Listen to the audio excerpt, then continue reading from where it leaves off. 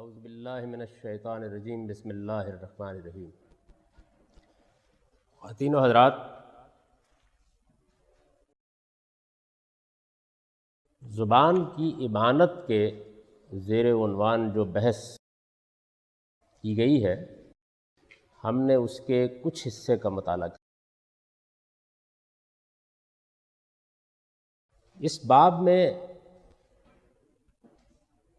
جس چیز کو واضح کیا گیا ہے وہ یہ ہے کہ قرآن مجید نے اپنے مدعا کو بیان کرنے کے لیے ہر جگہ زبان کے معروف الفاظ استعمال کیے ہیں اور معروف اسالیب اپنائے۔ یہ بات خود قرآن مجید نے واضح کر دی ہے جب اس نے یہ کہا ہے کہ یہ بلسان عربی مبین نازل ہوا ہے، یعنی واضح زبان جس میں کوئی اینش پینش نہیں ہے، جس کے مخاطبین اس کو سمجھتے ہیں، وہ ان کی اپنی زبان ہے، اور جو اسالیب اس میں معروف ہیں جن کو وہ جانتے پہچانتے ہیں، قرآن مجید نے انہی کو اختیار کیا ہے۔ چنانچہ اس سے جو قرآن کی تفسیر کا یا قرآن مجید کو سمجھنے کا قاعدہ نکلتا ہے، اس کی کچھ مثالیں اس کے آخر میں دی گئی ہیں۔ ان مثالوں میں سے ہم نے والنجم والشجر یسجدان اور الا اذا تمنا، ان دو مثالوں کا مطالعہ کر لیا تھا۔ میں اسی سطر کو پڑھ رہا ہوں اور اس میں ابھی 3 مثالیں باقی ہیں جن کا ہم آج مطالعہ کریں گے۔ والنجم والشجر یسجدان میں النجم کے معنی تاروں ہی کے ہو سکتے ہیں۔ الا اذا تمنا میں لفظ تمنا کا مفہوم خواہش اور ارمان ہی ہے۔ افلا ينظرون الى الابل میں الابل کا لفظ اونٹوں ہی کے لیے آیا ہے۔ پہلی دونوں مثالوں کا ہم نے مطالعہ کر لیا۔ تیسری مثال سورہ غاشیہ سے ہے۔ یہ سورہ غاشیہ قرآن مجید کی 88 نمبر سورہ ہے، 88، اور اس میں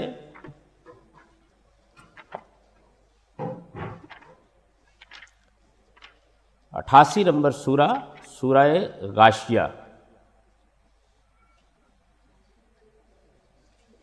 اس میں جو آیت زیر بحث ہے وہ 17 نمبر آیت ہے۔ اس سورہ میں قرآن مجید نے پہلے یہ بیان کیا ہے کہ قیامت میں انسان کو کس صورتحال سے سابقہ پیش آنے والا ہے۔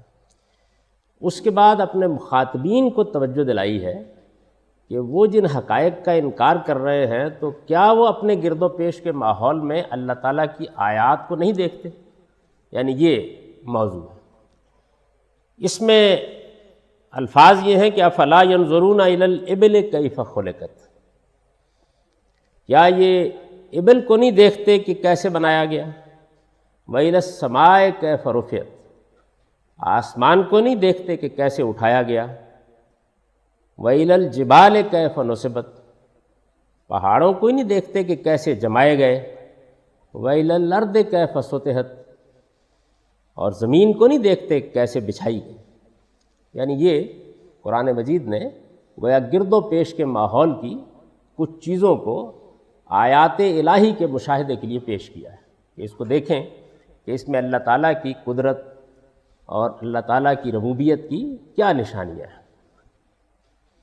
اس میں جو پہلی آیت ہے اس میں لفظ الابل استعمال ہوا ہے، جس کا میں نے ترجمہ نہیں کیا تھا۔ افلا ينظرون الى الابل کیف خلقت، کیا اونٹ کو نہیں دیکھتے کہ کیسا بنایا گیا؟ تو موجودہ زمانے میں بھی اور قدیم زمانے میں بھی بعض لوگوں کو یہ خیال ہوا ہے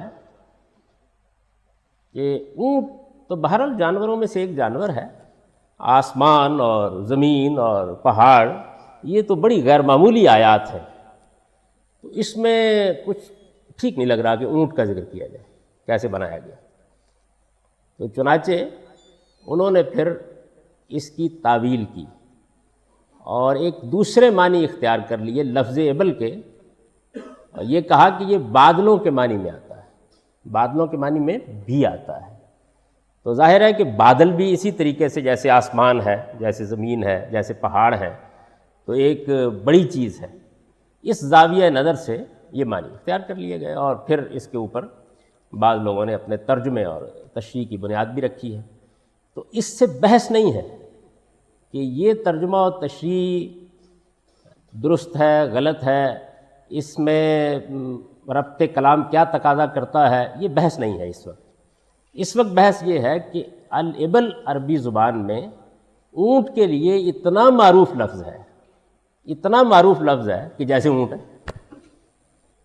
یعنی یوں سمجھیے کہ جیسے ہم اپنی اردو زبان میں کہتے ہیں اونٹ، اور یہ کہہ کے کہ اونٹ ہے کوئی شخص، یا یہ بول کر کے اونٹ ہے کوئی شخص، کہے اسے بادل مراد ہے، ایسا ہی معروف. یعنی صورتحال یہ ہے، عربی زبان میں اگر کوئی قاعدہ مرتب کیا جائے اور اس میں جانوروں کے نام لکھے جائیں اور اس میں اونٹ بھی لکھنا پیش نظر ہو، تو یہی لفظ بولا جائے الابل. یعنی یہ اتنا واضح، اتنا معروف لفظ ہے. ایسا نہیں ہے کہ کوئی ذرا اجنبی لفظ ہے، کوئی اس کے 2 4 5 10 معنی ہو سکتے ہیں، وہ لے لیا گیا ہے. ایک معروف لفظ بالکل. تو میں نے یہ عرض کیا کہ یہ تو تفسیر کی بحث ہے کہ ربط کلام کیا کہتا ہے، نظم کیا کہتا ہے، آیت کیا کہتی ہے، یہ سب کیا ہے. یہ جو اصول یہاں میں نے بیان کرنے کی کوشش کی ہے، اس کی روح سے بات سمجھ میں آئے نہ آئے، ایبل کے معنی اونٹ کے سوا لیے نہیں جا سکتے. یعنی قاعدہ یہ ہوگا. یہ بات سمجھنے کا عمل بعد میں کریں گے، بعد میں دیکھیں گے کہ ہم بات ٹھیک سمجھ رہے ہیں یا نہیں سمجھ رہے ہیں، یہ یہاں موضوع ہے یا نہیں موضوع. موضوعیت تلاش کرنے کا کام یہ بعد کا کام ہے. پہلی بات یہ ہے کہ عدم موضوعیت کے احساس سے آپ لفظ کے کوئی ایسے معنی نہیں لے سکتے. اچھا، اس میں لوگ کتنی ردی چیزوں کو لے لیتے ہیں، اس کو بھی ذرا دیکھ لیجیے. یعنی یوں نہیں ہے کہ اگر آپ لغت اٹھائیں عربی زبان کا تو اس میں ابل کے ایک معنی بادلوں کے بھی لکھے ہوئے ہیں، ایسا نہیں ہے. یعنی ایسا بھی نہیں ہے. ایک تو ہوتا ہے نا معروف معنی کیا ہے، شاذ معنی کیا ہے. یعنی آج نجم کے لیے تو لغت اٹھائیں، جیسے ہم اس سے پہلے بحث کر چکے ہیں، تو اس میں آپ کو بے تنے کی بیل کے معنی کہیں مل جائیں گے، کہیں مل جائیں گے. لیکن ابل کی صورتحال یہ بھی نہیں ہے. یہ کیوں لوگوں کو خیال ہوا؟ یعنی اس کی وجہ کیا بنی ہے؟ وجہ اس کی یہ بنی کہ آپ نے دیکھا ہوگا کہ ہمارے ہاں جب ادبی تحریریں لکھی جاتی ہیں یا شعر کہے جاتے ہیں، تو اس میں بارہا ہم تشبیہ کا، تمثیل کا، استعارے کا اور کنایے کا اسلوب استعمال کرتے ہیں. یعنی کسی چیز کو کسی چیز سے مشابہ قرار دے دیتے ہیں، یا کسی چیز کے بارے میں صراحت سے بات کرنے کی بجائے گویا اشاروں میں بات کرتے چلے جاتے ہیں، یا کسی چیز کے بارے میں ہم کوئی دوسری چیز مستعار لے لیتے ہیں ذہناً اور اس کے مقابل اس کو ٹھہرا دیتے ہیں. ایسے کہا کس شعر کی آمد ہے کہ رن کانپ رہا ہے، انیس نے کہا. تو اب ظاہر ہے کہ یہ استعارہ ہے. یعنی اس میں کیا کیا گیا ہے کہ اس کی قوت، شوکت، بہادری کو شعر سے ذہناً تشبیہ دے کر، تشبیہ کے اسلوب میں نہیں، استعارے کے انداز میں بات بیان کر دی گئی ہے. تو ایسے ہی آپ نے دیکھا ہوگا کہ ہمارے ہاں بادل جب امٹ کر آتے ہیں، بہت تیزی کے ساتھ کالے بادل امٹ کے آ رہے ہوں، تو ان کو بہت سی تشبیہات دی جاتی ہیں. ایک شاعر نے ہمارے ہاں تشبیہ دی ہے، فیل بے زنجیر کی صورت اڑا جاتا ہے اب. یعنی ایسے ہاتھی کی صورت میں جس کے پاؤں میں زنجیر نہیں. اچھا، یہ فرض کیجئے کسی نے مصرع پڑھا کہ فیل بے زنجیر کی صورت اڑا جاتا ہے ابر، اور اس نے کہا کہ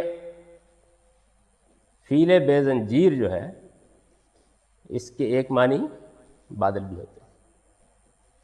تو ایبل کا لفظ عربی زبان میں یا عربی ادب میں سرے سے بادلوں کے لیے استعمال ہی نہیں ہوتا. البتہ اونٹوں کے پرے سامنے نظر آ رہے ہیں، اس سے تشبیہ دیتے ہیں بادلوں کو. اور یہ تشبیہ کلام عرب میں، ان کے ادب میں، شاعری میں بہت جگہ استعمال ہوئی ہے.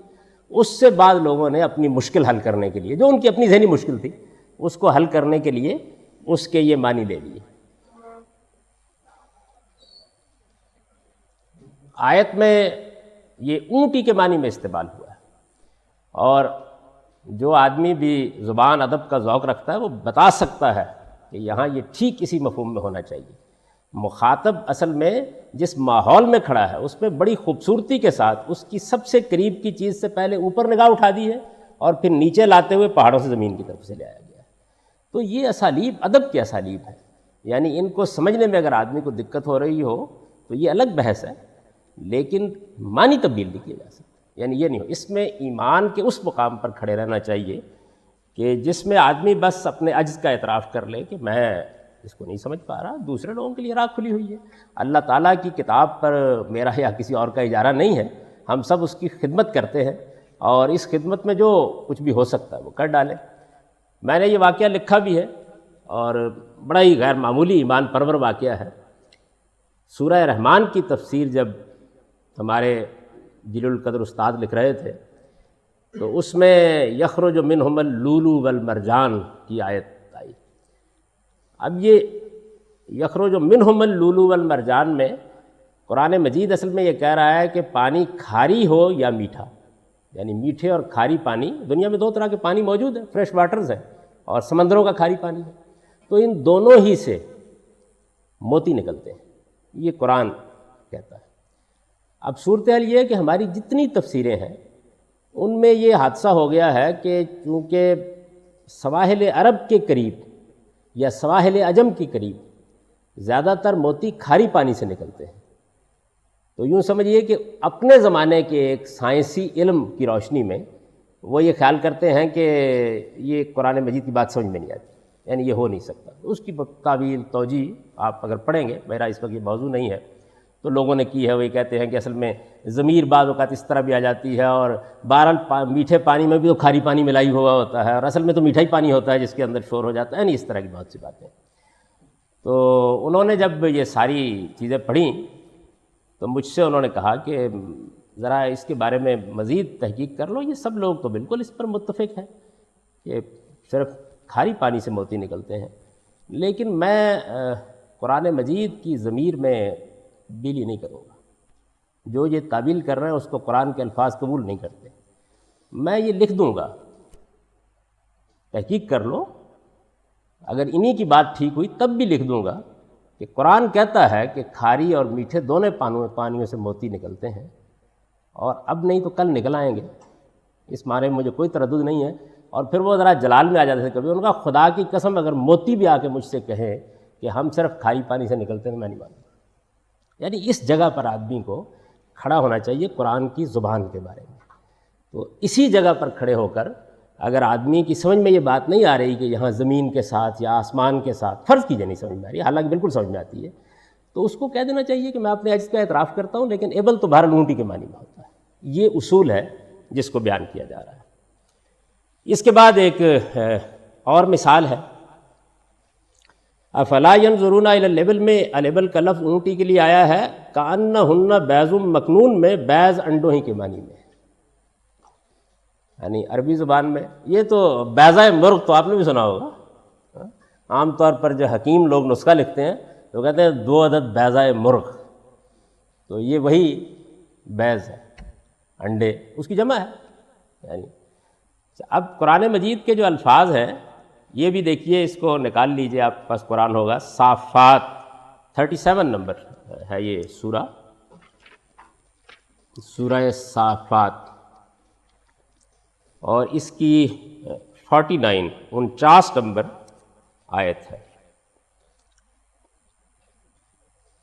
جس طرح قرآن مجید میں بہت سے مقامات پر جنت کی خواتین کا ذکر ہوا ہے، اس مقام پر بھی ہوا ہے، اور وہ یہ ہے کہ وَعِندَهُمْ قَاصِرَاتُ الطَّرْفِ عِین، ان کے پاس وہاں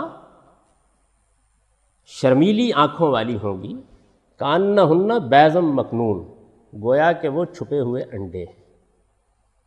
اب یہ یعنی بظاہر نہیں سمجھ میں آتا کہ چھپے ہوئے انڈے کیا بات ہے، یعنی ایک خاتون کو یا اس کے حسن و جمال کو یا اس کی خوبی کو آخر چھپے ہوئے انڈے سے تشبیہ دینے کا کیا محل ہے، لیکن لفظ کا مطلب یہی ہے، یعنی مکنون بھی ایک معروف لفظ ہے عربی زبان کا، سر مکنون تو آپ اردو میں بھی بولتے ہیں، وہیں سے ہماری اردو میں آیا ہے، چھپا ہوا۔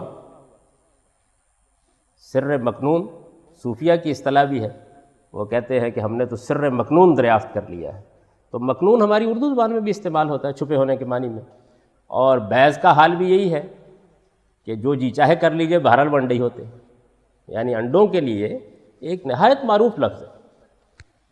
بالکل وہی صورتحال ہے کہ اگر کسی عربی جاننے والے سے پوچھیے کہ عربی میں انڈے کو کیا کہتے ہیں تو یہی کہے گا، یعنی وہی ایبل والی صورتحال۔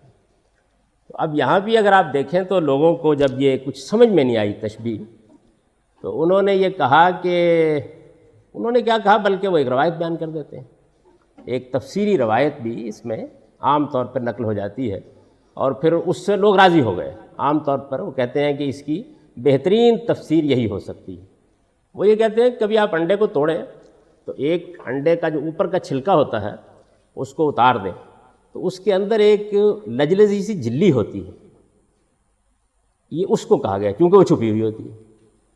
اب اس جھلی کے لیے بھی عربی میں الفاظ موجود ہیں، اور دوسرے یہ کہ یہ میری کبھی سمجھ میں نہیں آ سکا کہ اس جھلی کے ساتھ تشبیہ دینے میں کیا ندرت پیدا ہو جائے گی، یعنی ایسی لجلجی سی جھلی کو کیا کرے گا آدمی، ایسی حوروں کو کیا کرے کوئی، تو وہ بھی سمجھ میں نہیں آتا بظاہر، کاننا ہننا بیض مکنون۔ تو یہ عام اس کی تفسیر ہے۔ اب اس کی بھی ایک خاص وجہ ہے کیوں ایسا ہوا۔ اس کی وجہ یہ ہے کہ یہ جو تشبیہ ہے، یہاں تشبیہ ہے نا، کاننا ہننا بیض مکنون، تشبیہ اور استعارہ، یہ بھی اصل میں کسی تہذیب، کسی ثقافت، اس کے ماحول، اس کی روایات سے پیدا ہوتا ہے۔ یعنی یہ دلی میں اور ہوگا، یہ پنجاب میں اور ہوگا، یہ چیزیں اسی طرح پیدا ہوتی رہتی ہیں۔ اور اس میں جو قریبی ماحول کے بعض پہلو ہوتے ہیں ان کو بس اس ماحول کے لوگ ہی اپریشیٹ کر پاتے ہیں۔ جس زبان میں آپ گفتگو کر رہے ہیں اس کی بلاغت، اس کی فصاحت دونوں کا تقاضا یہی ہوتا ہے کہ اس وقت تو بہرحال وہی تشبیہ دی جائے گی نا جس کو سن کے آپ کا مخاطب پھڑک اٹھے، یہی ہوگا۔ وہ حفیظ کی ہے نا بڑی خوبصورت ایک بانی ہے اس کی، کبھی آپ نے دیکھا ہوگا یہ جو لوگ سلفا پیتے ہیں، یعنی اب تو لوگ ہیروئن پیتے ہیں نا، تو کسی زمانے میں لوگ چرس کا سلفا پیتے تھے۔ تو جو لوگ سلفا پیتے ہیں تو وہ اس طریقے سے ایک پتا بنایا ہوتا ہے انہوں نے، اس کے اوپر کے حصے کے اوپر رکھ کے جب آگ دکھاتے ہیں تو ایک بڑی خوبصورت سی لاٹ نکلتی ہے اس طرح۔ تو حفیظ نے اس پر کہا ہے کہ جٹی نہ کے چھپڑ وچوں نکلی تے سلفے دی لاٹ ورگی۔ تو سلفے دی لاٹ ورگی جو ہے، اب یہ ظاہر ہے کہ یہ تو یعنی اس ماحول ہی میں اس کی خوبصورتی جو ہے وہ سمجھی جا سکتی ہے۔ اس کو اگر ہو سکتا ہے کہ کسی دوسری زبان میں بیان ہی بتایا جائے تو نہ وہ سلفے کی لاٹ کو جان سکتے ہوں، نہ جٹی کبھی انہوں نے چھپڑ جو نہ کے نکل دی ویکھی ہوئے۔ تو اصل میں وہ ہمارا جو دیہات کا جوہر ہوتا ہے اس میں نہاتے تھے لوگ، اس میں بھینسیں اور عورتیں اکٹھی نہاتی تھیں۔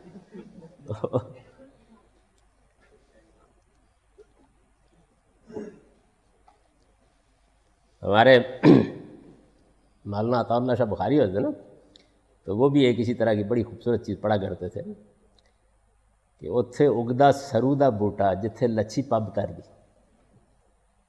اب یہ سرو دیکھیے نا، بات یہ ہے کہ اتھے اگدا سرو دا بوٹا، اس کے اندر جو خوبصورتی ہے اس خوبصورتی کو ایک خاص ماحول کے لوگ ہی اپریشیٹ کر سکتے ہیں۔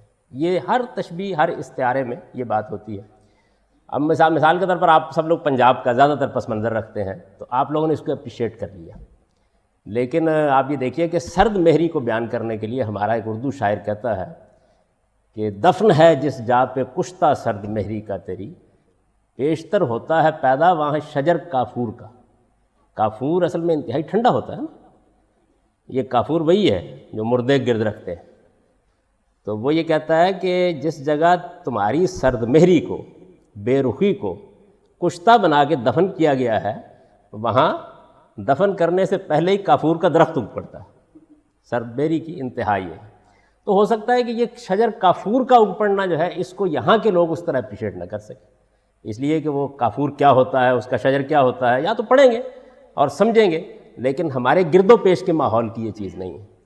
تو اسی طریقے سے تمام زبانوں کی تشبیہات میں یہ ضروری ہے، یہ چونکہ پیچھے ہم پڑھ چکے ہیں، جیسے جو عربی معلیٰ کے زیر عنوان حصہ تھا اس کے آخر میں ہم نے پڑھا کہ کلام عرب کا مطالعہ صرف اسی لیے ضروری نہیں ہے کہ ہم زبان کے الفاظ اسالیب کو جان لیں، اس لیے بھی ضروری ہے کہ عربوں کی تہذیب، ثقافت، اس کا پس منظر، ان کی تشبیہیں کیا تھیں، ان کے استعارے کیا تھے، ان کو بھی سمجھ لیں۔ تو جو آدمی عربی زبان کے ادب کا مطالعہ کرتا رہا ہے جانتا ہے اس کو، یعنی اس کے لیے یہ بالکل ہی سادہ تشبیہ ہے یہ جو قرآن نے دی ہے۔ عربوں کے ہاں جو شتر مرغ ہے اس کے انڈے بالکل اصفر زرد سنہری رنگ کے ہوتے ہیں، اور اس کو عرب شاعر اخو بیضات کہتے ہیں، انڈوں کا بھائی۔ اس کی وجہ یہ ہے کہ یہ اپنے انڈوں کے بارے میں نہایت غیور ہوتا ہے، یعنی جیسے ہی کسی کی نظر پڑی انڈا توڑ دے، اور چھپا کے ریت میں، یعنی معلوم ہوتا ہے کہ گویا کسی کی نگاہ اس پر پڑنے میں مر جائے گا۔ یہ صورت اخو بیضات اس کا نام رکھ دیا شتر مرغ کا انہوں نے۔ اچھا، یہ شتر مرغ جو ہے اس کے انڈوں کا رنگ، اس کی خوبصورتی اور اس کے بارے میں اس کا غیرت اور عفت کا احساس، اصل میں اس نے مل کے یہ تشبیہ تخلیق کی۔ تو اب دیکھیے نا، امرؤ القیس کا معلقہ بہت مشہور معلقہ ہے، تیسرے شعر میں بیضات خضر لا یرام خباؤہا، یعنی تیسرے چوتھے شعر میں یہی تشبیہ موجود ہے۔ اور یہ پردوں میں بیٹھنے والے انڈے، یعنی وہاں اس نے مکنون کے لفظ کو خضر سے ادا کر دیا۔ بیضات خضر لا یرام خباؤہا، کسی آدمی میں جرأت نہیں ہوتی کہ ان کی طرف نگاہ اٹھا کے دیکھے۔ آگے جو کچھ اس نے کہا ہے اس کا میں ترجمہ نہیں کر سکتا۔ تو بہرحال یہ ہے کہ یہ جو ہے عربوں کی عام تشبیہ، تو کاننا ہننا بیض مکنون، یہ وہی تشبیہ ہے جو قرآن نے دی ہے۔ چنانچہ اس کا ترجمہ یوں کر دینا چاہیے کہ گویا کہ وہ شتر مرغ کے چھپے ہوئے انڈے ہیں، اور پھر یہ پس منظر بتا دینا چاہیے کہ عرب اس میں یعنی رنگ کو، خوبصورتی کو، بہت خوبصورت ہوتا ہے شتر مرغ کا، کبھی آپ دیکھیں، اور پھر شتر مرغ کی جو اس کے ساتھ غیرت اور حمیت وابستہ ہے اس کو سامنے رکھ کے تشبیہ دے رہے ہوتے ہیں۔ چنانچہ قرآن مجید اس تشبیہ کے ایک پہلو کو بعض جگہوں پر کھولتا ہے ان کے جمال کو بیان کرنے کے لیے، اور دوسرا پہلو جو ہے اس کو مختلف جگہوں پہ بیان کرتا ہے، لم یطمثھن انس قبلہم ولا جان، اور اس سے پہلے نہ ان کو کسی جن نے چھوا نہ کسی انسان نے۔ تو ان دونوں کو یہ تشبیہ جمع کر لیتے ہیں، یعنی ان کا مکنون ہونا، ان کا حجاب میں ہونا، ان کا غیرت اور حمیت کے پردے میں ہونا، وہ بھی بیان ہو جاتا ہے۔ تو کاننا ہننا بیض مکنون، یہ بالکل وہی تشبیہ ہے جو امرؤ القیس کیا، بیضات خضر لا یرام خباؤہا۔ تو اس وجہ سے اس کو سمجھنے اور سمجھانے کی ضرورت ہے۔ اچھا، فرض کیجئے یہ سب نہیں سمجھ میں آیا، تو جس اصول کو میں بیان کر رہا ہوں وہ یہ ہے کہ ہم قرآن مجید میں تعویل نہیں کریں گے، یہ کہیں گے یہ تشبیہ سمجھ نہیں آیا، بس دوسرے لوگ اس پہ غور کرتے رہیں، کیونکہ بیض انڈے کے سوا کسی اور معنی میں معروف نہیں، اور مکنون چھپے ہونے کے علاوہ کسی اور معنی میں بولا نہیں جاتا۔ یہ اصول ہے۔ فصل لربک ونحر میں نہر کا لفظ قربانی ہی کے لیے، یہ تو سورہ کوثر ہے، آپ میں سے ہر مسلمان کو یاد ہوگی، انا اعطیناک الکوثر فصل لربک ونحر ان شانئک هو الابتر، تو یہ اس کی دوسری آیت ہے، فصل لربک ونحر۔ تو اس میں نہر کا لفظ آیا ہے۔ اب یہ ہے کہ یہاں پر بھی صورتحال یہ پیدا ہوئی کہ لوگوں کی سمجھ میں یہ نہیں آیا کہ نماز کے ساتھ تو عام طور پر زکوٰۃ کا ذکر آتا ہے نا، یا انفاق کا ذکر آتا ہے، تو یہاں پر یہ کیوں ذکر آ گیا ہے، قربانی کا ذکر کیوں آ گیا، نہر قربانی۔ اچھا، نہر بھی یعنی اونٹ کو ذبح کرنے کے لیے یہ لفظ استعمال ہو گیا، اتنا عام ہے قربانی کے لیے، اونٹ کی قربانی کے لیے گویا خاص لفظ یہی ہے جو عرب بولتے ہیں، معروف ترین لفظ ہے۔ تو انہوں نے سینے پر ہاتھ باندھنے کے اس کے ایک شاذ معنی ہے، وہ بھی فعل میں ہے، یعنی وہ معنی بھی اس کو ثابت کرنے کے لیے بہت مقابرت کی ضرورت ہے، آسان نہیں ہے ثابت کرنا اس کو، لیکن بہرحال لغتوں میں لکھے ہوئے مل گئے تو انہوں نے یہ معنی اس کے لے لیے۔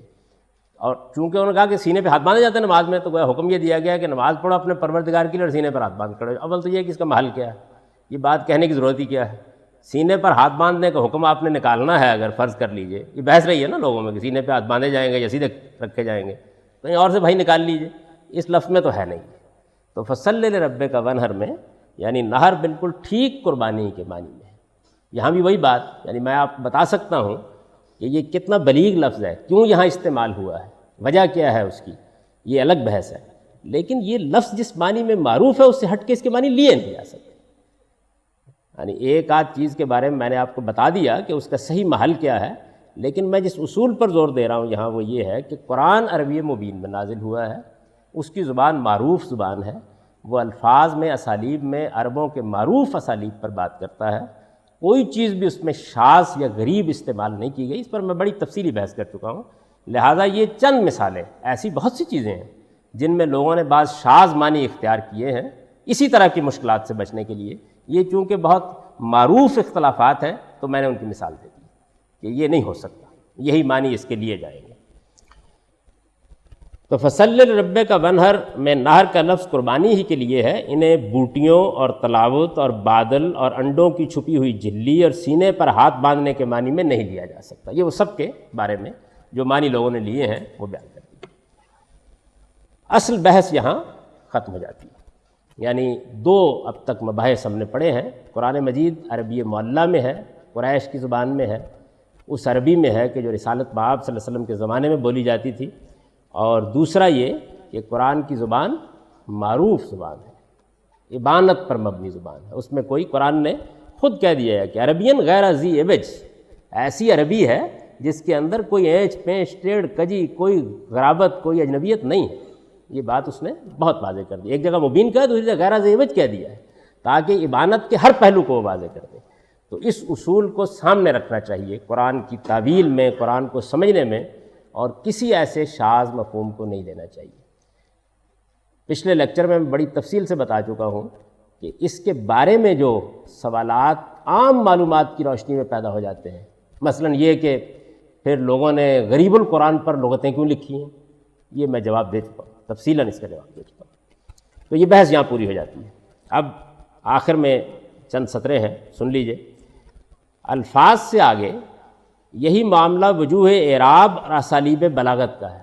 وجوہ اعراب کا مطلب یہ ہے کہ عربی زبان میں جس طریقے سے ہماری اپنی زبان میں ہوتا ہے کہ ہم اصل میں جملے کی کنسٹرکشن میں الفاظ لاتے ہیں اور اس سے مدعا ادا کرتے ہیں۔ مثال کے طور پر زید نے عمر کو مارا اس طرح کہ وہ گھوڑے پر سوار تھا، تو ہم نے اصل میں اس طرح کہ وہ گھوڑے پر سوار تھا، یا زید نے عمر کو مارا، اس میں نے اور کو سے یہ مفاہیم ادا کیے ہیں، یعنی جس نے مارا ہے اس کے ساتھ ہم نے لے آئے ہیں، جس کو مارا ہے اس کے ساتھ کو لے آئے ہیں، جس کیفیت پہ مارا ہے اس کو بیان کرنے کے لیے اس طرح یہ الفاظ لے آئے ہیں۔ تو ہم اپنی اردو میں ایسے کرتے ہیں، انگریزی میں بھی ایسے ہی کرتے ہیں۔ عربی زبان میں یہ چیزیں، یعنی نے، یہ کو، اور اسی طرح سے اس طرح مارا یا اس حالت میں مارا، ان کو زیر زبر سے ادا کر دیا جاتا ہے۔ اس کو اعراب کہتے ہیں، اس کو اعراب کہتے ہیں، یعنی جو زیر زبر معنی بتانا شروع کر دیتے ہیں، جو جملے کے مفہوم کو بدل دیتے ہیں، ان زیر زبر کو اعراب کہا جاتا ہے۔ اور وجوہ یعنی اعراب کے مختلف پہلو زیر بحث آتے ہیں نا، کہ یہ یہاں پر کیا بتا رہا ہے، یہ زبر کیا بتا رہی ہے، یہ زیر کیا بتا رہی ہے، یہ پیش کیا بتا رہی ہے۔ تو یہ وجوہ اعراب اس کو کہا جاتا ہے، اصطلاح ہے یہ اس کے لیے۔ اسالیب بلاغت یہ وہ چیزیں ہیں کہ جن میں آپ کسی بات کو دوسرے تک پہنچانے کے لیے، بلاغت اس میں پہنچانے کا عمل ہے نا، تو پہنچانے کے لیے جیسے ابھی میں نے مثالیں دی، تشبیہیں استعمال کرتے ہیں، استعارے استعمال کرتے ہیں، لفظ کا انتخاب کرتے ہیں، بات کیسے کہتے ہیں، اس کے اسالیب ہوتے ہیں ہر زبان کے اندر۔ تو میں نے یہ لکھا ہے کہ الفاظ سے آگے یہی معاملہ وجوہ اعراب اور اسالیب بلاغت کا ہے، یعنی وہ بھی سب معروف ہے۔ ایسا نہیں ہے کہ کوئی شاذ اعراب کی قسم قرآن قبول کر لیتا ہے، یا ایسا کوئی بلاغت کا اسلوب اختیار کر لیتا ہے، تو یہ وہ نہیں کرتا۔ اسی طریقے سے جس طرح الفاظ کے معاملے میں نہیں کرتا، اور جہاں جہاں لوگوں نے کسی بات کو نہ سمجھنے کی وجہ سے کسی شاذ اسلوب پر یا اعراب کی کسی صورت پر اس کی تعویل کی ہے، اس پر بھی ویسی بحث کی جا سکتی ہے جیسی ہم لفظوں پر کر چکے ہیں۔ اس کو طول کلام سے بچنے کے لیے میں نے یہاں موضوع نہیں بنایا۔ نحو و بلاغت کے علماء نے نحو، گرامر، جس کو آپ گرامر کہتے ہیں، تو عربی زبان میں یہ جو گرامر ہے، کسی زبان کے قواعد ہیں، ان کے لیے دو لفظ استعمال ہوتے ہیں، نحو اور صرف۔ جس میں جملے کی کنسٹرکشن کے پہلو زیر بحث آتے ہیں وہ نحو ہے، یعنی جملے کی کنسٹرکشن کے قواعد جس میں بیان ہوتے ہیں وہ نحو ہے، اور جس میں لفظ کی تشکیل زیر بحث آتی ہے وہ صرف۔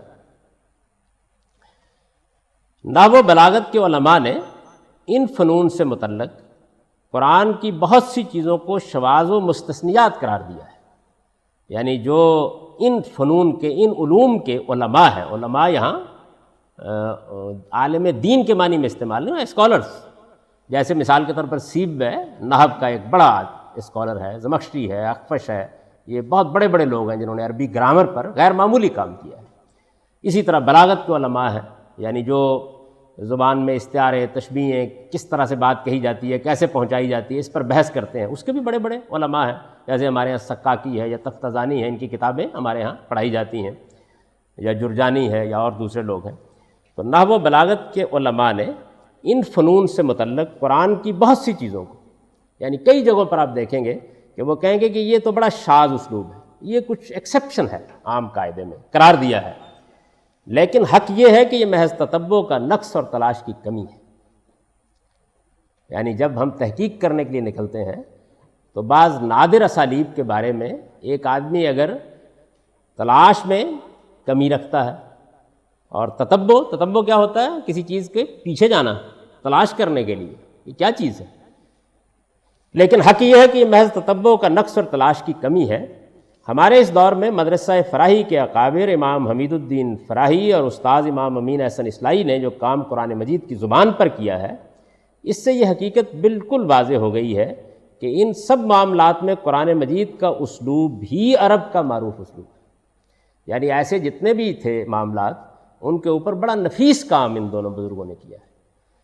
مولانا حمید الدین فراہی صاحب کی کتاب مفردات القرآن اور اسالیب القرآن اگرچہ یعنی ہمیشہ علم کی دنیا اس کا ماتم کرے گی کہ پایہ تکمیل تک نہیں پہنچ سکی، لیکن جو کچھ اس میں بیان کر دیا گیا ہے وہ غیر معمولی۔ مفردات میں کوئی 70 کے قریب قرآن مجید کے اسی طرح کے الفاظ کو انہوں نے لیا ہے اور ان کے بارے میں یہ بتایا ہے کہ یہ کس طرح بالکل معروف الفاظ ہیں، اور ان کے بارے میں اتنا مواد جمع کر دیا ہے کہ کوئی صاحب نظر اس کے بارے میں پھر دوسری رائے نہیں قائم کر سکتا۔ اسی طرح تدبر قرآن میں ہمارے استاذ نے بھی جگہ جگہ ایسی چیزوں پر بحث کی۔ قرآن کے جو طالب علم ان مباحث کا ذوق رکھتے ہیں، وہ اس سلسلے میں امام فراہی کی مفردات القرآن، اسالیب القرآن، جمہرۃ البلاغہ، مجموعہ تفاسیر، ان میں سے مفردات القرآن اور اسالیب القرآن یہ تو عربی زبان ہی میں ہے، اور یہ یوں سمجھ لیجئے کہ نامکمل تصانیف ہے، نوٹس زیادہ سے زیادہ آپ کہہ سکتے ہیں، جن کو ان کا کیونکہ لکھنے کا طریقہ یہی تھا کہ جو بحث ان پر واضح ہو جاتی تھی، خواہ وہ کسی کتاب سے متعلق ہو، بیک وقت کوئی 50 کتابیں وہ تصنیف کر رہے تھے، تو اس میں وہ لکھ کے کہ یہ لے اسالیب قرآن یا لے مفردات القرآن، تو وہ اس کو ڈال دیتے تھے، تو ان کو جمع کر کے چھاپ دیا گیا ہے، وہ کوئی مرتب کتابیں نہیں ہیں۔ البتہ اسالیب القرآن جو مولانا فراہی کی ہے، اس پر ہمارے بزرگ اور ہمارے دوست خالد مسعود صاحب نے اردو میں کچھ کام کیا ہے، انہوں نے ان اسالیب کو بھی ترجمہ کر دیا ہے اور اس کے ساتھ کچھ مزید مثالیں بھی اس میں اضافہ کرتی ہیں۔ تو یہ جہاں تک میرے علم میں ہے، تدبر رسالے میں چھپ چکی ہے، لیکن الگ سے بھی شاید چھپ چکی ہے، تو کچھ کام انہوں نے کیا ہے، وہ بھی اگرچہ کوئی مکمل کام نہیں ہو سکا، لیکن بہت حد تک جو لوگ سمجھنا چاہیں کہ ایک آدمی جب نیا کام شروع کرتا ہے تو وہ کیسی کیسی دنیایں دریافت کر لیتا ہے، تو وہ ایک جھلک اس کی وہاں دیکھ سکتے ہیں۔ جمہرۃ البلاغہ یہ وہی مختصر سا رسالہ ہے کہ جس نے بلاغت کے پورے علم کی بنیادیں بالکل منہدم کی ہیں اور ایک نئی صورت عربی بلاغت کو دی ہے۔ اس کا سب سے پہلے ندوہ میں شبلی نے تعارف کرایا تھا اور بہت غیر معمولی الفاظ میں تعارف کرایا تھا کہ کیسی غیر معمولی چیز تصنیف ہوئی ہے، تو یہ اب چھپی ہوئی موجود ہے، یہ بھی پایہ تکمیل کو نہیں پہنچ سکی جتنی ہے، بہرحال بہت نفیس بحثیں ہیں اس میں، اور ہمارے یہاں چونکہ ساری بلاغت یونانی ادب پر اس کی بنیاد قائم ہو گئی تھی، تو انہوں نے یہ بتایا کہ نہیں، عربی ادب کا اپنا انداز ہے اور اس کی بلاغت کے اپنے اسالیب ہیں، اس کے اپنے انداز ہیں جس کے اندر وہ بات کرتا ہے، تو یہ بھی بڑی مفید چیز ہے۔ اسی طرح مجموعہ تفاسیر ہے، یعنی انہوں نے جن چھوٹی صورتوں کی تفسیریں لکھی تھیں ان سب کو جمع کر کے مولانا امین احسن اصلاحی نے اپنے طالب علمی کے زمانے میں ان کا ترجمہ کیا، اور وہ اب مجموعہ تفاسیر فراہی کے نام سے چھپا ہوا مل جاتا ہے۔ اس میں جو تفسیریں ہیں وہ تفسیریں صرف ان صورتوں ہی کی تفسیریں نہیں ہیں، بلکہ اس میں زبان کے، ادب کے ایسے ایسے نادر اسالیب پر تحقیقات ہیں اور ایسی نفیس تحقیقات ہیں کہ فساد بھی پڑتا ہے اور خیال کرتا ہے کہ بعض لوگ زمین پر خدا کی آیت ہوتے ہیں۔ اور استاد امام امین احسن اصلاحی کی تدبر قرآن میں اپنے لیے بہت کچھ رہنمائی پا سکتے ہیں۔ قرآن کی تفسیر میں اس اصول کی رعایت، اس اصول کی کہ معروف معنی لیے جائیں گے، معروف اسلوب دیکھا جائے گا، معروف وجوہ اعراب جو ہے ان پر تعویل کی جائے گی۔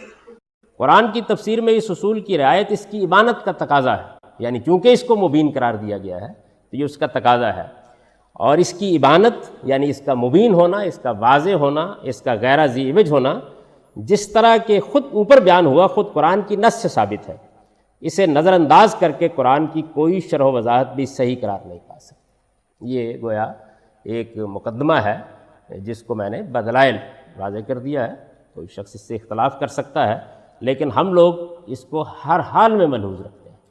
یعنی یہ ہو سکتا ہے کہ کوئی چیز ہماری سمجھ میں نہ آئے تو وہاں ہم عجز کا اعتراف کریں گے، یہ کہہ دیں گے کہ یہ نہیں سمجھ میں واضح نہیں ہو رہی، اس پر دوسرے لوگ تحقیق کریں۔ یعنی یہ دنیا میں جو تحقیقی کام قرآن پر ہوا ہے اور موجودہ زمانے میں بھی ہوا ہے، اس سے واضح ہو گیا ہے کہ آدمی کو کسی ادنا چیز پر راضی نہیں ہونا چاہیے، اس کی تحقیق کرتے رہنا چاہیے یہاں تک کہ اللہ تعالیٰ راستہ کھول دیتا ہے۔ تو یہ اس کے ساتھ ہی یہ بحث مکمل ہو گئی۔ وقت کتنا باقی ہے تاکہ اس کے لحاظ سے اگلی بحث شروع کی جا سکے؟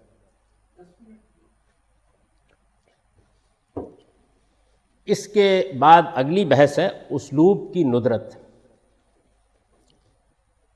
یعنی قرآن مجید کا اسلوب کیا ہے۔ یہاں یہ اسلوب زبان کا زیر بحث نہیں ہے، خود قرآن کا اپنا اسلوب کیا ہے۔ ندرت کہتے ہیں کہ ایسی مختلف چیز ہے کہ جس کو کسی دوسری چیز سے مشابہ ٹھہرا کر سمجھایا نہیں جا سکتا۔ وہ کیا ندرت ہے، اس کو یہاں موضوع بحث بنایا گیا ہے، اور یہ محض قرآن مجید کو کوئی خراج تحسین پیش کرنے کا باب نہیں، بلکہ اس سے کچھ اصول نکلتے ہیں، یعنی کچھ مسائل پیدا ہوتے ہیں، کچھ اصول نکلتے ہیں، تو اس کو ہم پڑھتے ہیں۔ تیسری چیز یہ ہے، یعنی دو چونکہ مباحث ہو چکے، ہم نے یہ مبادی تدبر قرآن ہے، یعنی قرآن پر تدبر کے اصول کیا ہیں۔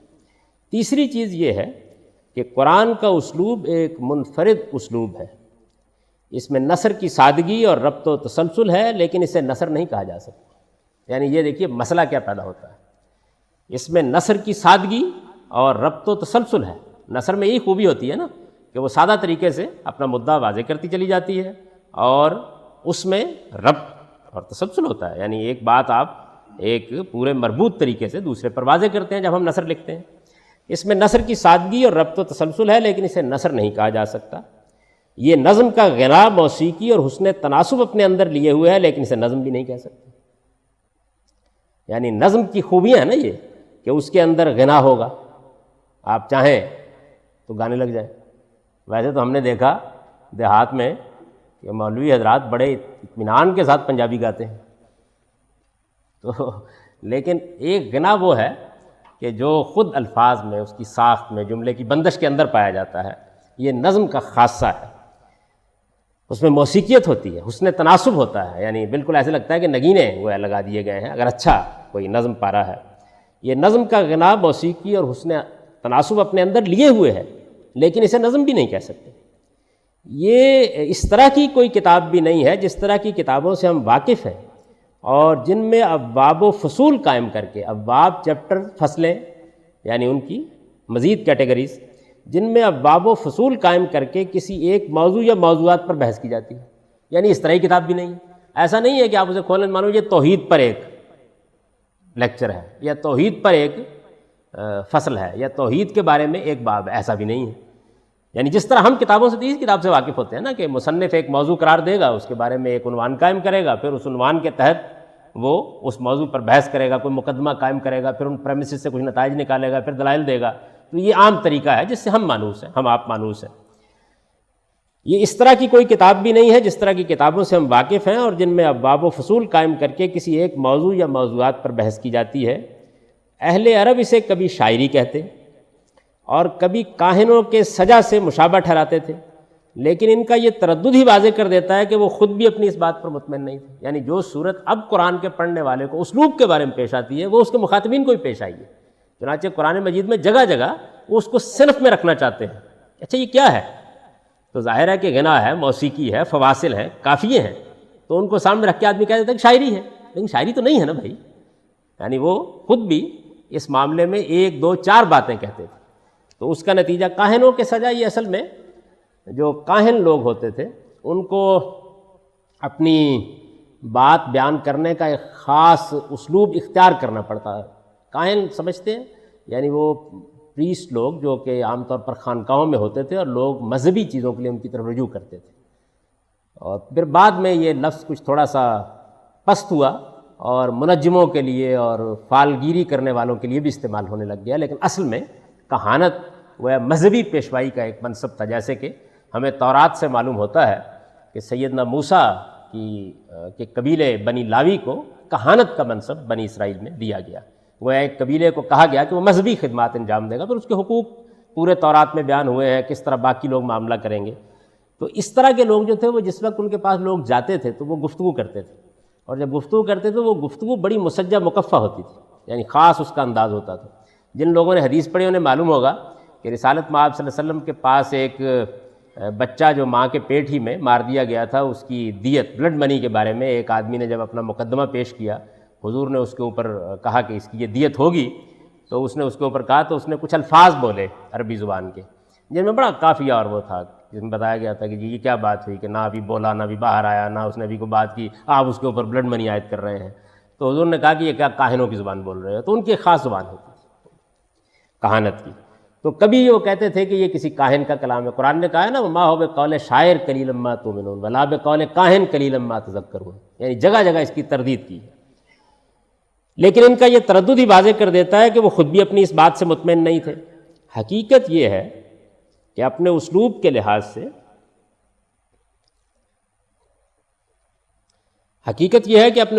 لحاظ سے قرآن ایک بالکل ہی منفرد کتاب ہے۔ اس میں دریاؤں کی روانی ہے، سمندروں کا زور ہے، حسن استدلال کی ندرتیں ہیں، ربط معنی کی ادائیں ہیں، مثالیں ہیں، قصے ہیں، کلام میں اپنے مرکز کی طرف بار بار کا رجوع ہے، تہدید و زجر اور عتاب کے گوناگوں اسالیب ہیں، افسوس ہے، حسرت ہے، شدت یقین ہے، گریز کی مختلف صورتیں اور اعراض کے مختلف انداز ہیں۔ اس میں محبت و التفات کے مواقع پر این چیست کے چون شبنم برسینہ من ریزی کی کیفیت ہے، اور غضب کے مواقع پر دریاؤں کے دل جس سے جہل جائیں وہ طوفان کا سما ہے۔ خطاب کے وہ عجائب تصرفات ہیں کہ آدمی ان میں بالکل کھو کر رہ جاتا ہے۔ اس کے اسلوب کی یہی خصوصیات ہیں جن کے پیش نظر فرمایا ہے لو انزلنا ھذا القرآن علی جبل لرأیتہ خاشعا متصدعا من خشیۃ اللہ وتلک الامثال نضربھا للناس لعلہم یتفکرون۔ اس قرآن کو اگر ہم کسی پہاڑ پر اتارتے تو اے پیغمبر تم دیکھتے کہ وہ اللہ کی خشیت سے دب جاتا، پھٹ جاتا، اور یہ مثالیں ہم ان لوگوں کو سناتے ہیں شاید کہ وہ غور کریں۔ یہ قرآن مجید کو جب آدمی پڑھتا ہے، اگر وہ زبان کا ادب کا اچھا ذوق رکھتا ہو تو یہ سب چیزیں اس میں محسوس کرتا ہے۔ اس میں کچھ الفاظ تھے جن کی میں وضاحت کر دیتا ہوں۔ تہدید و زجر، تہدید کا مطلب ہوتا ہے کسی کو کسی خطرناک نتیجے کے بارے میں باخبر کرنا، تہدید۔ زجر جس کو آپ اردو زبان میں کہتے ہیں جھڑکی، یعنی جب آپ کسی کو نصیحت کرتے ہیں تو اس میں حکمت سے سمجھاتے بھی ہیں اور تھوڑا سا ڈانٹ بھی دیتے ہیں، تو اس کو زجر کہا جاتا ہے۔ اعراض یعنی بات کرتے کرتے ایک بے مثل خطیب بعض اوقات مخاطب کرتا ہے اور بعض اوقات رخ موڑ کے بات کرنا شروع کر دیتا ہے، تو اس کے بہت سے انداز ہیں قرآن میں۔ محبت و التفات، یعنی محبت تو آپ سب لوگ جانتے ہیں، یہ نہیں جانتے ہوں گے تو کیا جانتے ہوں گے۔ التفات یعنی کسی کا کسی کی جانب رجوع کرنا، کسی کا کسی کی جانب جھک جانا، تو اس کو التفات کہتے ہیں۔ یہ جو فارسی کا مصرع ہے این چیست کے چون شبنم برسینہ من ریزی، یہ کیا ہے جو شبنم کی طرح قطرہ قطرہ تم میرے سینے پر ٹپکا رہے ہو، این چیست کے چون شبنم برسینہ من ریزی۔ تو یہ چند الفاظ تھے جن کا میں نے بتا دیا۔ یہ قرآن مجید کو جو آدمی بھی پڑھتا ہے محسوس کرتا ہے۔ اس تمہید کے بعد یہ سوال میں نے اٹھایا ہے، وقت ہو گئے، اس تمہید کے بعد یہ سوال میں نے اٹھایا ہے لیکن اس کی صنف کیا ہے؟ یعنی یہ سب تو ٹھیک ہے، دریاؤں کی روانی ہے، سمندروں کا زور ہے، حسن ہے، ادائیں ہیں، مثالیں ہیں، قصے ہیں، سب ہے، صنف کیا ہے؟ یہ سوال ہے نا بھائی، نثر نہیں ہے، نظم نہیں ہے، لیکن اس کی صنف کیا ہے؟ اس معاملے میں زیادہ سے زیادہ جو بات کہی جا سکتی ہے، مطلب یہ ہے کہ پوری قطعیت کے ساتھ کچھ بھی نہیں کہا جا سکتا، کیونکہ جو کچھ پوری قطعیت کے ساتھ کہا جا سکتا ہے وہ وہی بات ہے جو پہلے جملے میں بیان ہو گئی ہے۔ تیسری چیز یہ ہے کہ قرآن کا اسلوب ایک منفرد اسلوب ہے، یعنی دنیا کی کسی کتاب میں بھی اس کو بین ہی نہیں کہا جا سکتا کہ اس کی مثال مل سکتی ہے۔ تو یہ بات ٹھیک ہے، لیکن اس معاملے میں زیادہ سے زیادہ جو بات کہی جا سکتی ہے وہ یہ ہے کہ یہ کسی حد تک خطباء کے کلام سے مشابہ ہے۔ یعنی یہ ایسے ہے کہ جیسے ایک بڑا ہی غیر معمولی، بڑا جلیل القدر خطیب کھڑا ہوا ایک رواں دواں تقریر کر رہا ہے۔